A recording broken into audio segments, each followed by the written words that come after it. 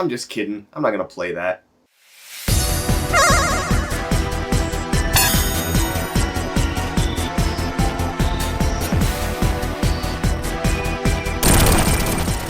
Hello there, ladies and gentlemen, and welcome back to another video on Rampaging Rex Productions. So today I am in the very early stages of starting a script for a new documentary.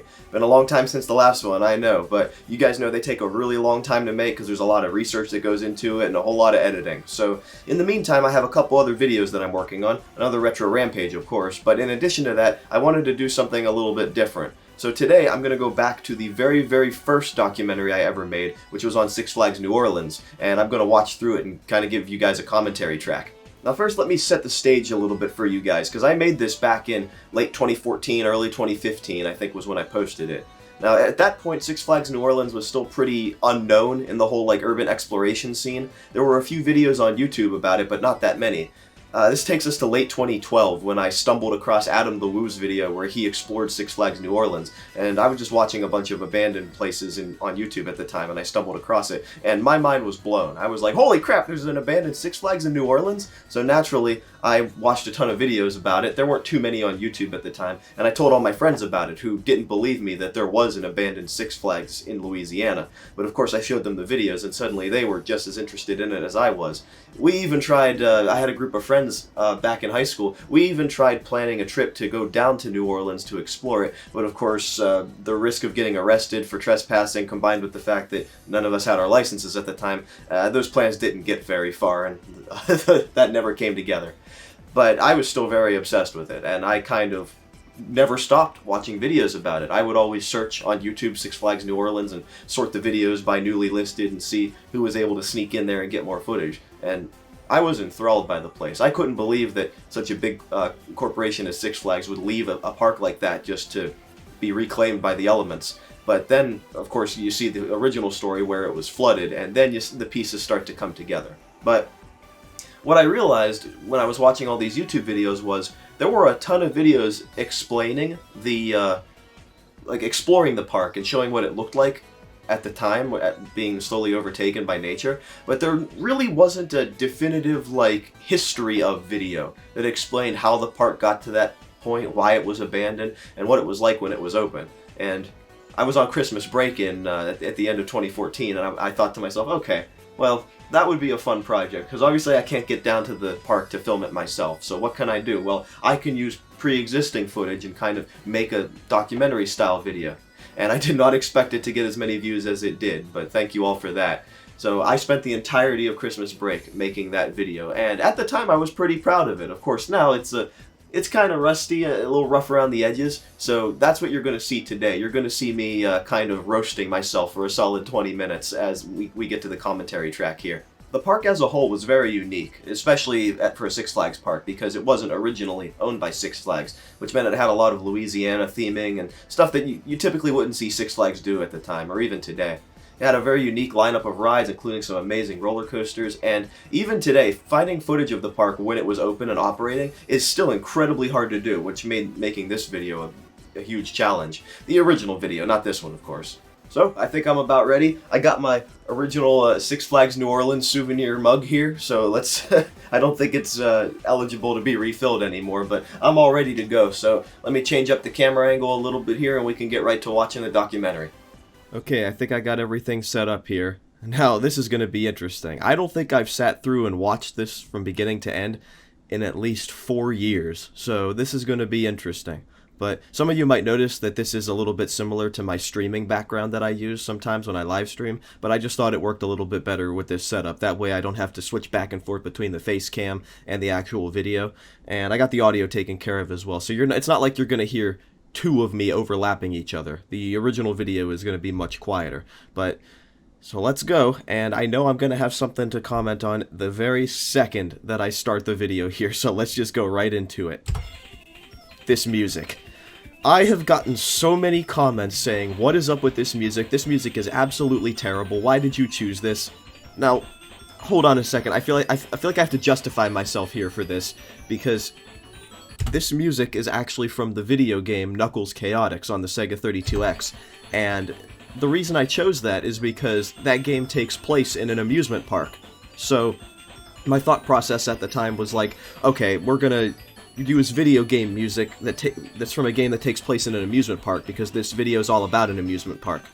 So, I know that everyone kind of hated the music, but that's what I was thinking at the time. I learned my lesson from that, and I still get comments to this day saying, oh my god, that music was terrible, but that time has passed, so I know what I did wrong, but can't change it now. Also, I got a lot of people confused as to why I used all this footage from other parks that aren't Six Flags New Orleans. I mean, I'm sure you guys know why I used Kennywood footage, but all the other stuff, well, that's because this intro was supposed to be like a much more general look at like the wonder and the fantastic nature of amusement parks as a whole. Theme parks, or theme parks as I called them.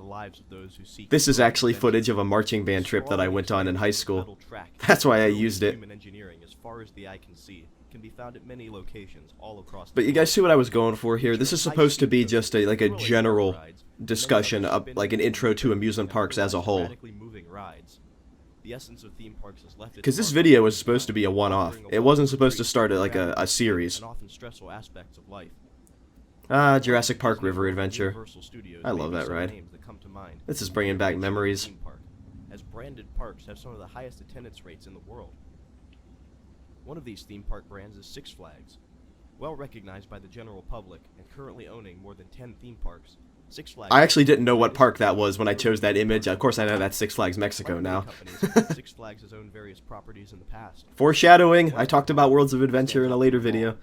A promising new theme park. I didn't know I was going to at the time, though. A sudden acquisition from Six Flags with a promising future and unlimited potential, and a natural disaster that took that potential and just washed it away. That's either a good pun or a terrible one, depending on how you look at it. Many people will be familiar with the abundance of... Now this map, I actually have no idea what this map was for. I think I just searched on Google. I was like, map of amusement park locations, and this map popped up, although I have no idea how accurate it actually is. Like, I don't know why there's red markers in Iowa and Louisiana, but I don't know. I just Googled it and used it, so whatever. And especially in the state of Florida. The nearby state of Louisiana, however, was strangely absent of any theme parks. Yeah, I guess that's pointing to Six Flags New Orleans. Beach in 1983, Louisiana lay dormant in the amusement park scene for well over 15 years. I feel like I could have talked about Pontchartrain Beach a little bit more in this video. When Alpha Smart Parks, which is now known as Palace Entertainment, and they're ruining Kennywood. Sorry. Louisiana's very own amusement park, Jazzland. The park was to draw heavily from New Orleans heritage, with the emphasis on jazz music, as well as... You guys like how I use the Sonic music in the background for this one? Pretty sure most of these are from Sonic Unleashed. And on May 20th, 2000, Jazzland officially opened to the public. At the time of its opening, the park... Yeah, I really glossed over the whole planning and construction there. We're only at 3 minutes in, and we're already on opening day. Like, I could have spent a lot more time talking about Pontchartrain Beach and what led to the closure there. I didn't mention Lincoln Beach at all, which was the alternate version of which was the separate version of Pontchartrain Beach, because New Orleans was still segregated at the time, and how they moved some rides over from Lincoln Beach to Pontchartrain Beach. Like, I could have talked about that, but I just glossed right over it. And featured a good number of rides and attractions on opening day. Maybe if I end up remaking this, I'll mention it. And featured a lagoon. There's me stretching 4x3 to 16x9. Why did I do that? Jazzland had the traditional rides, like the airboats, known as Gator Bait, a carousel, and a Ferris wheel called the Big Easy to start out. I think that Ferris wheel was Vekoma. Which was called the Muskrat Scramble. There's me saying the word "the" before every single roller coaster name.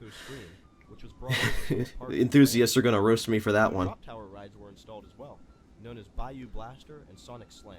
The difference was that Bayou Blaster... Also, did I think I, Deco Scream. Yep, there it is. Muskrat Scrambler. And a Vekoma Boomerang Coaster, which was called the Zydeco Scream. Oh, I got roasted so bad for that mispronunciation there. I know, guys. I know it's Zydeco now. I know how to say it, but I didn't at the time, so that was pretty bad. Like, I got so many people in the comments calling me out on that, so my apologies. If I remake the video, I will say Zydeco Scream. I know it's based on the music. Which was brought over from a park in France. Incorrect. It was from Spain, I think. Bayou Blaster and Sonic Slam. S&S drop towers too, by the way. At the bottom and shot riders to the top. Megazef looked so cool. Lifted riders to the top and then dropped them in the Sean Flaherty, man, he was the man. He is still the man. He's got so much footage of defunct coasters and parks. small spinning flat rides. I feel like every single one of my documentaries has at least a little bit of his footage in there somewhere. Because he's posted so much over the years. That's the dream right there, to have that much footage to work with for videos. This section of the park featured a smaller I'm just glad that he's real cool about other channels using his footage. They're not all like In that. addition to these rides, Jazzland featured several rides which were unique to the park. One such ride was Jocko's Mardi Gras Oh, I love the Sally Dark ride. Dark ride created specifically for the park by the famous Sally Corporation. Rather than copy over one of their already That existing dark animatronic rides on to top of the Jazzland, building was kind of company a created an original dark kind of ride nightmare fuel for a little while after it was abandoned. Just by looking at the outside of the building, Now the ride's charm was nobody evident. knew what The happened to the animatronic animatronic. Jocko, an evil jester character and the mascot of the ride. Somebody ripped him sat off on the top of building, probably threw him in the lake. moving around and tempting riders to come inside. I also heard from some people that he could shoot water onto the sidewalk at people walking by. I don't know if that's true or not. Ride vehicles. Not only were riders tasked with shooting the targets in creative Mardi Gras scenes, with frequent appearances from Jocko. I can really appreciate this ride a lot more because now I've ridden a couple Sally Dark rides, like Boo Blasters at Kings Island, which I think is the most recent one that I've ridden, and that was a lot of fun. So I kind of got a taste of what Jocko's Mardi Gras Madness was actually like. So I kind of have a little bit more of an appreciation for this ride now. But the whole ride was cloaked in a blacklight. I just wish I hadn't stretched this footage to 16 by 9, but you know, whatever. While Dark Ride fans could get their fill at Jocko's, the star attraction of Jazzland was without a doubt the Megazef. The The Megazef. original Pontchartrain Beach featured a roller coaster called the Zephyr, but the founders of Jazzland took the original layout of the Zephyr and greatly expanded upon it. Working with Custom Coasters International, they created the CCI. Megazef, an intense wood and steel hybrid coaster. Megazef looks like it would have placed on a lot of people's top 10 lists if it was still Megazef around. made headlines around Louisiana, and soon many enthusiasts were heading to Jazzland. Nice just to long the ride Megazef. too. I think it was Although double the out and park back. received generally positive feedback, some guests complained about the lack of shade in the park. Guests would have to walk from ride to ride in direct sunlight for extended periods of time. Despite this complaint, Jazzland did relatively well in its first year of operation. Consumers agreed that the park was a great place for families to go in the eastern New Orleans area. There's very little footage However, out there of when it was Alan actually Frederick did Jazzland not before agree. Six Flags bought it. At the end of the 2001 season, the lease for the park was put up for sale, and the future of Jazzland was put into question for the first time. So, you know, a couple problems with the microphone there, a little crackling because I didn't have a pop filter yet. All things that, you know, gotta learn one thing at a time. There's those weird-looking Gerstlauer trains on Megazef. Uncertain for the young amusement park. However, residents of New Orleans were in for a surprise when the park's lease was purchased by Six Flags. People were shocked and pleasantly surprised. See, I stutter a couple times too. Theme park. I don't know what I was thinking. Couldn't I have just re-recorded, done a second What take? changes Six Flags would bring to the park. For the 2002 season, though, not much was changed. In fact, nothing was changed, not even the name. Despite being purchased by Six Flags, the park was run in 2002 as Jazz. Yeah, they didn't change the name right away. It was kind of like Astro World, where it was Jazzland, a Six Flags theme park. Buildings were painted, rides were brought in, the park was expanded, and even more. By the That start is of a the really good 2003 photo. Season, Jazzland was nothing more than a name of the past. The park was now Six Flags New Orleans. Now, Jazzland had to have become one heck of a good park. That was a cool sign, though. That looks really nice. Lineup of flagship parks. This was indeed true. After the upgrades that Six Flags. See, like, I hold on the same photo for a long time here. If I was to make this now, I probably wouldn't be doing this. I would be changing the image every 3 or 4 seconds or so, just to keep things fresh, keep your attention. But that website in the corner, sfno.com, that's the old fan website for Six Flags New Orleans. I went on that site after I made this video, and I think I found several hundred photos from when the park was open. I got them all backed up. So I could, if I were to remake this, I probably could cycle through to a different photo every 3 seconds and still end up with a bunch of photos unused.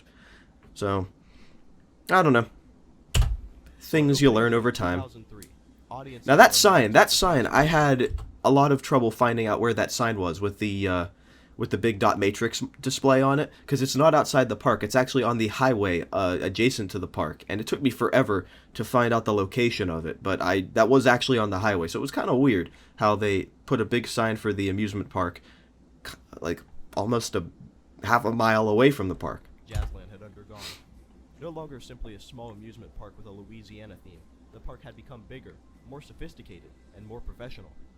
Six Flags brought in a number of new rides to the park. One such ride was a roller coaster called the Jester. One of only 2 Vekoma Hurricanes ever built. Was actually brought over from Six Flags Fiesta, Texas, where it was painted pink and called Joker's Revenge. For the New Orleans park, it was rethemed and painted green.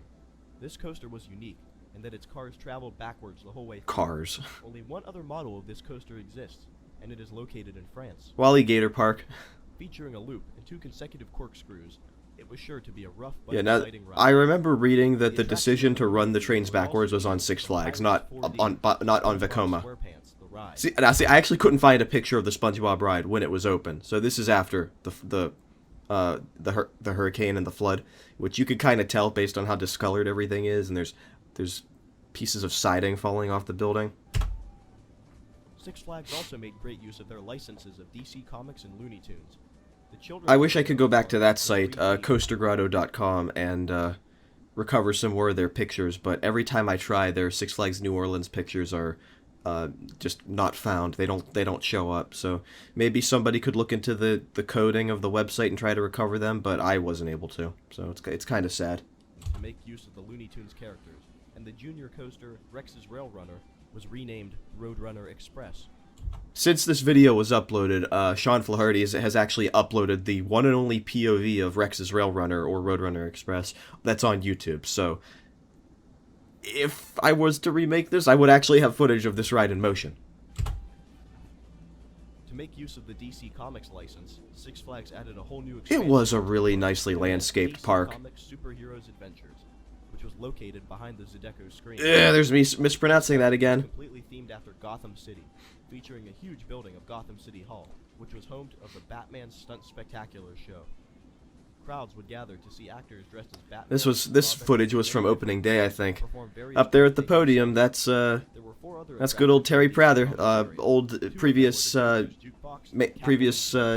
general manager of Six Flags New Orleans. I think he went on to be the president of SeaWorld Orlando. Whip allowed riders to rock back and forth while riding, and Joker's Jukebox featured 1950s style automobiles as ride vehicles.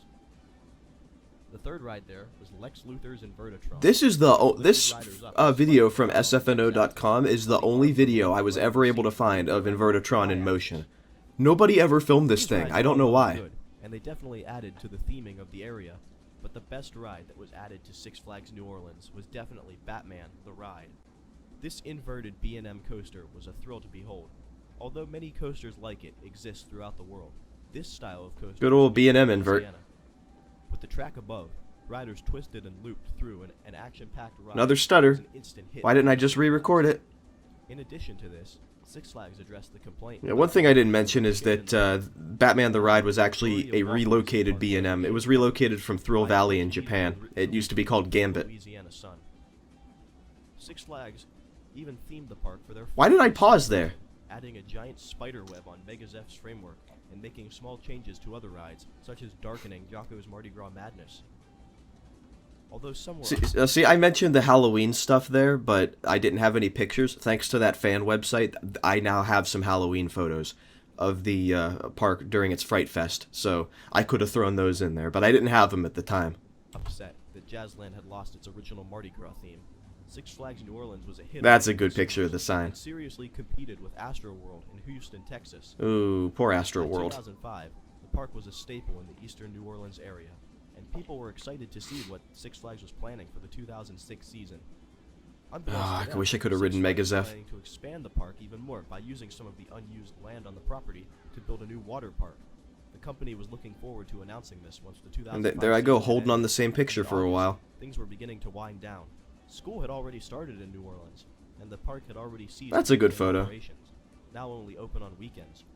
The park was originally scheduled to open on August 20th. I didn't really talk too much about the flat rides.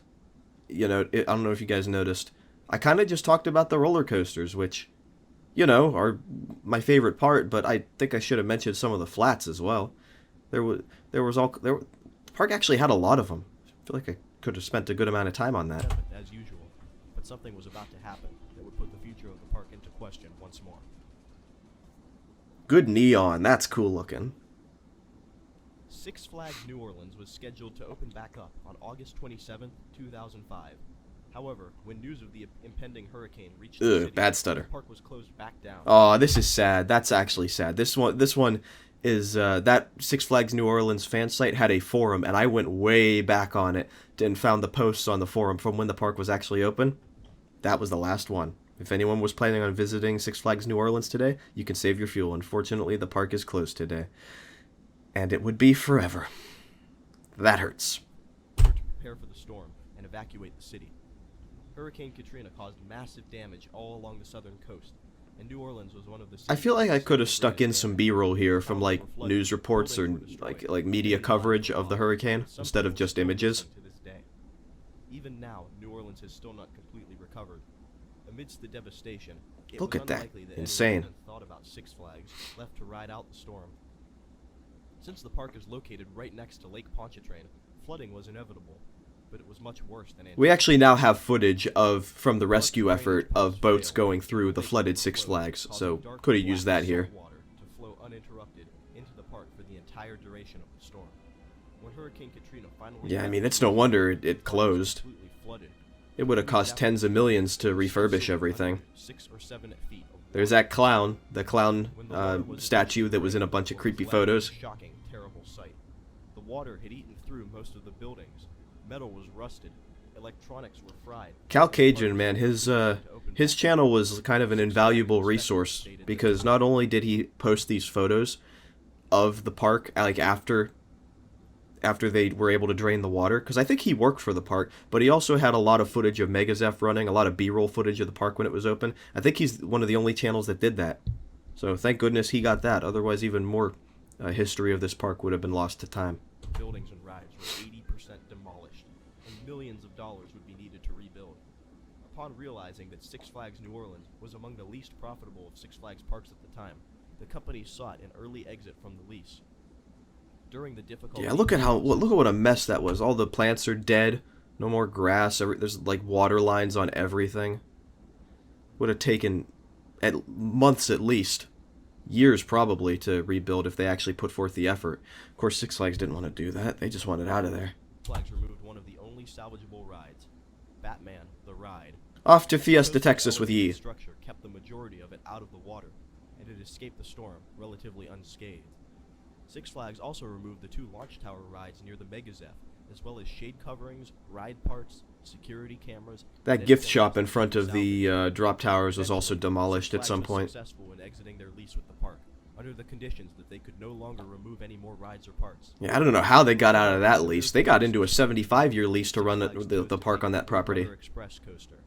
Finally, Six Flags removed their giant lighted sign from the park's entryway, effectively indicating their plans to never return. And there it sat. After Six Flags left, the park became city-owned property. The government of New Orleans, having much more important matters to deal with in regards to the hurricane, turned their attention away from the park. And now we get into the abandonment. Six Flags New Orleans was left to rot. Trees and grass grew and snaked their way up the rides and buildings. Rust covered all the metal that remained, and structures continued to deteriorate. Scrappers broke into the property, taking what metal and copper they could find to make... This was when it still kind of resembled a derelict amusement park. Nowadays, it's so overgrown, you can barely tell where anything is. You gotta bring a machete with you just to navigate. Tagging and leaving graffiti all across various rides and buildings. This was from a few years earlier. Like, you could still... There's still the banners, the shade banners overhead. They're ripped and blowing in the wind. Ooh, that's creepy. But, like, it still looks like it was opened at one point. Nowadays, it's just like a jungle. Fell off the building, and the Jocko animatronic eventually disappeared completely. Yeah, he's gone. I don't know what happened to him. Flaking off of the jester, revealing the pink color that was left over from its previous life as the Joker's revenge. Although it's apparently still possible to be refurbished. Padilla Company wants to refurbish it and enclose the lift hill, so let them buy the park. New Orleans, let them buy the park. Urban explorers have risked a arrest to explore the park grounds, documenting what remains. It's still on my bucket list to go here, though. I would love to see this park. And showing the incredible things that were still there. I feel like it's a rite of passage for me at this point, because this was technically the first amusement park related video I did on my channel, so even though I feel like I owe a lot to this place that I've never even been. But to no avail. The first attempt was by Southern Star Amusement, who planned to expand the Ooh, did you hear that pop? That was bad. And that stutter. What happened there? Despite trying 3 separate times to revive the park, these plans never progressed. In 2009, ooh, good cross dissolve past me. I don't know. That's like one of the best edits I did in this. Despite trying 3 separate times to revive that was pretty good. Although, is it just, did the Gotham City Hall building like go farther into the background? It's probably just a different lens, but watch. In 2009, the park was planned to be redeveloped. Yeah, it's got to be just a different lens. A Nickelodeon branded theme park. These plans never lasted. Poor SpongeBob. He's so graffitied over now you can't even tell it was him. In 2011, that Joker statue was removed. I don't know where he is. I do know that the Catwoman statue off Catwoman's whip was moved to Six Flags New England now. Creating the Jazzland Outlet Mall. Yeah, that never went anywhere. The mall would take the place of the current theme park, but would reuse some of the rides. Plans for this project seemed to be progressing in 2012, when the project was suddenly called off. You can see that it kind of represents the overall layout of the park, kind of. Like, that the Jazzland entrance area there would have been where the main entrance is, and, like, the walkway kind of loosely follows the walkways of the current park, but I don't know. I still want it to be an amusement park. It's laid out to be an amusement park. Let it be an amusement park. I don't know why the city the city officials just don't let the Padilla company just lease the land already. They're definitely qualified for it. I don't even think that photo was taken at Jazzland. That does not look like Megazef. It might be. That might be for Percy Jackson. I think that's one of the only... That and Stolen, I think, were the only 2 films to actually use the park. The rest all just set up out in the parking lot. 2011, the Nicolas Cage film Stolen was filmed inside the park.